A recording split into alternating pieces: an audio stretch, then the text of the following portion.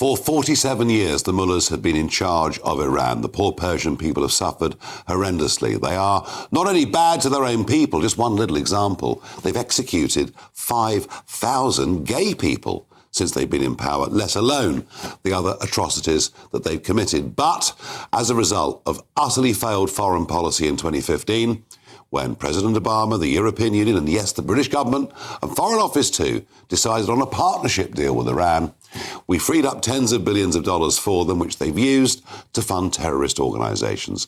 Hamas, the Houthis, Hezbollah, all in the pay of Iran. And of course, the October the 7th attacks on Israel would not have happened without Iranian sponsorship. For Israel, it's been tough, because you have in Iran a regime that literally wants to kill them all and wipe them off the face of the map. And so, this weekend, despite Donald Trump saying to his electorate he wouldn't get involved in foreign wars, America and the Israelis went in. It was interesting that very, very quickly, the plan got the support of the centre-left Australian government. It got the support of the centre-left Canadian government. Even the Secretary-General of NATO thinks it is the right thing to do, because whilst there are risks in entering into this, there are also risks in doing nothing if these people go on funding terrorism and perhaps develop a nuclear weapon. But what about our country? Well, not really quite so sure. Here's Keir Starmer explaining the military action and our involvement, or should I say, our lack of involvement in it. We were not involved in the initial strikes on Iran, and we will not join offensive action now. The United Kingdom played no role in these strikes. We were not involved in the initial strikes on Iran. There we go, not me, Gov. Nothing to do with us, not our problem. And then John Healey, the Defence Secretary, came on GB News on Sunday morning in what I thought was, frankly, an embarrassing display. If we're leading the way with defensive action, why did we block the US from using Diego Garcia? I've just said to you, I'm simply not going to talk about, and you would not expect me to talk about, the discussions we have either in the government or with our close allies, including the US. Yes, we told the Americans, we told them they couldn't use Diego Garcia, and they couldn't use any British bases either. Now, things have moved on, and we now do allow the Americans to use these bases, but not after planes that bombed targets in Iran flew from Missouri and back. Just think of that. Two-man crews, 37-hour round missions when they could have gone from Diego Garcia and perhaps been 6 to 7 round hours missions. Now, one of the Americans are upset, but the defence of this government all the time is this concept that I don't really understand, but it's called international law. And here he was in the House of Commons yesterday. The basis for our decision is the collective self-defence of long-standing friends and allies and protecting British lives. It is in accordance with international law. We are not joining the strikes, but we will continue our defensive actions in the region. I think international law means you don't defend your own interests, you don't defend your own people, you don't stand up for anything that you believe in, you just allow sort of foreign judges somewhere else to make a decision. Well, is it any wonder that the Americans are upset? And about 90 minutes ago in the White House, Donald Trump said this. By the way, I'm not happy with the UK either. That island that you read about, the lease, okay, he made it for whatever reason, he made a lease of the island. Somebody came and took it away from him. And it's taken 3-4 days for us to work out where we can land there. It would have been much more convenient landing there as opposed to flying many extra hours. So we are very surprised. This is not Winston Churchill that we're dealing with. They're strong, damning words. So is the special relationship over? Give me your thoughts. Tweet hashtag Farage on GB News or email farage@gbnews.com. I have to say, it's over.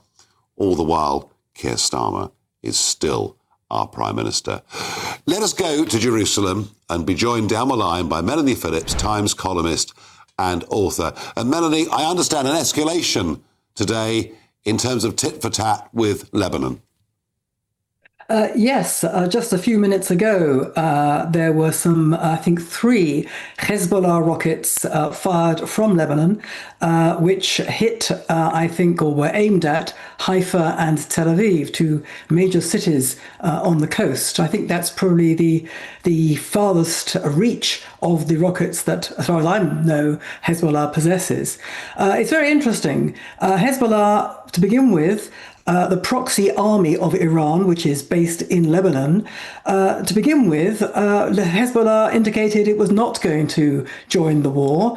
Hezbollah is already very badly weakened by Israel, very frightened what Israel can further do to it, and is under great pressure from Lebanon's government not to get involved, because the last thing the government of Lebanon wants is even more attacks and violence in that much beleaguered country. Nevertheless, I think it's a sign of how desperate the regime in Tehran is, having been very severely pummeled by American and Israeli forces since Saturday, that they are now being joined by the Hezbollah. I suspect that, pressure has been put on Hezbollah to do its bit.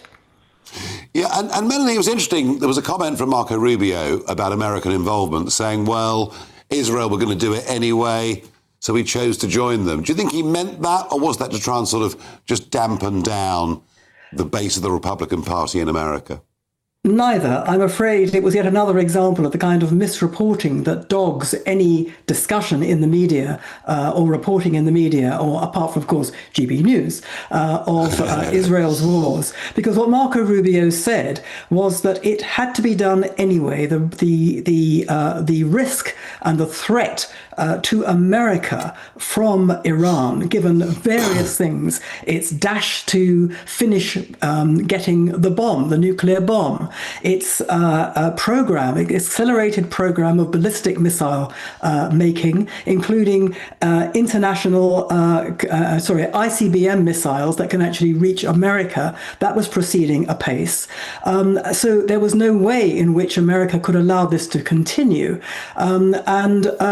Israel obviously also agreed in its own particular domain. Israel has been under attack, as you said, since October the 7th from Iran.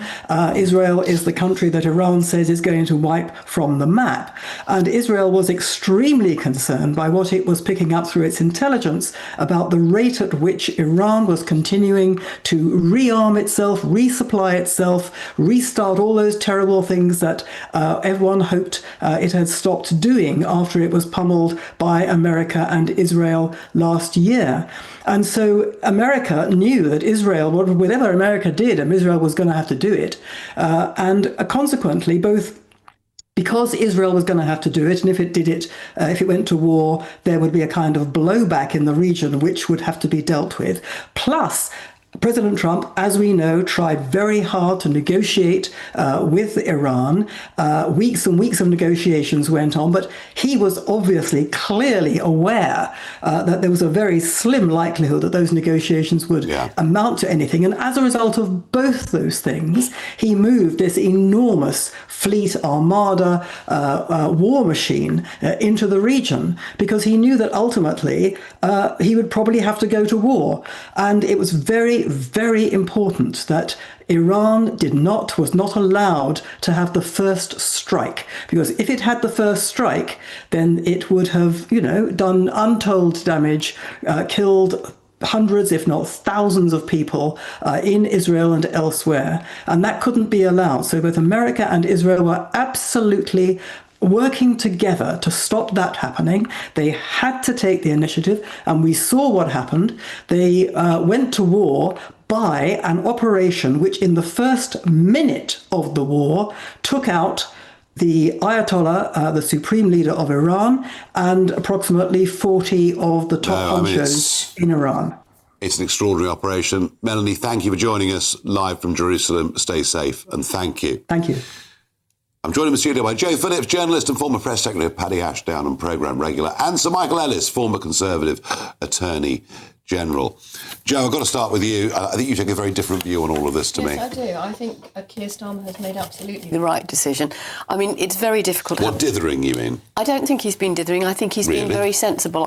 There is absolutely no way that we should go into war offensively, and that's exactly what the decision he took. The special relationship with Trump is in tatters because of Trump. He is mercurial. He's changed his mind on Diego Garcia and Chagos, as we have discussed many times. Because he was lied to by Jonathan Powell to begin with. He might have been lied to, but he is, as I've said before, Nigel, he's got many, many highly paid lawyers and people who would have checked that and gone, hang on a minute, that doesn't add up. He chose not to. He's changed his mind on so many things, on tariffs, on the relationship. Let's focus on this. But on this... Is he right? Are he and the Israelis right to think that Iran poses a severe danger to the world? It certainly poses a danger, but to go in like this when they were not under imminent attack, neither Israel nor America. Now, and Melanie has laid it out very clearly, despite the fact that she was trying to say that Marco Rubio didn't say it was an Israeli thing, but actually it was. And to me, this looks like Trump having his strings pulled by Netanyahu. Her argument was get the first blow in. Yes. But then that breaks all, and I'm sure Michael will answer this and probably argue with me, he's a lawyer and I'm not, but it seems to go against international law that you are offensive. What is international law? Well, international law is not... Is it some illegitimate judge somewhere that says you can't do things? I don't think so, Nigel, because it applies to all sorts of things, including medicines, including the safety of aircraft, including the way we conduct ourselves with our neighbours and our enemies. And if you remember, and I'm sure Michael does, when Barack Obama said if Syria crosses the red line with chemical weapons and did absolutely nothing, there was a huge pressure from this country to go in. And I remember Hilary Benn making an incredibly powerful speech as to why we did go in and the Commons voted against it. Apart from anything else, I don't think the British public are particularly in love with Donald Trump. No, but that may be true, it may not be true. But isn't international law all about interpretation? Nigel, this is embarrassing. It is pathetic weakness by Keir Starmer. It has nothing to do with international law. He is actually causing more damage by citing international law to the concept of international law than anyone else. He quotes it on everything. He quotes it on everything. But look, Australia and Canada operate supposedly under the same international law. For that matter, so do the Americans. They have clearly found that it is within international law. Saudi Arabia is supporting America on this. Britain is standing alone while Arab countries have supported America from the get-go. There's a very big coalition that's formed around America. And from the get-go, not just since the attacks on the Gulf states. It's pathetic weakness, it's embarrassing. Ever since Ronald Reagan hit Libya in 1986, after Gaddafi blew up, his terrorists blew up a disco, killing 2 American service personnel and injuring 100 others. And Margaret Thatcher supported the US Air Force leaving from an RAF base in England. Other countries in Europe wouldn't allow it. We have always had a relationship with the United States where we've allowed our interests to be defended. You don't have to wait. A police officer, an armed police officer on the streets of London, does not have to wait until someone shoots him to shoot back. How damaged is the relationship? The relationship is damaged, seriously damaged, because American lives are put at risk by the fact that they have to fly far greater distances from Missouri than they would do from Diego Garcia. We've allowed the use of that base before.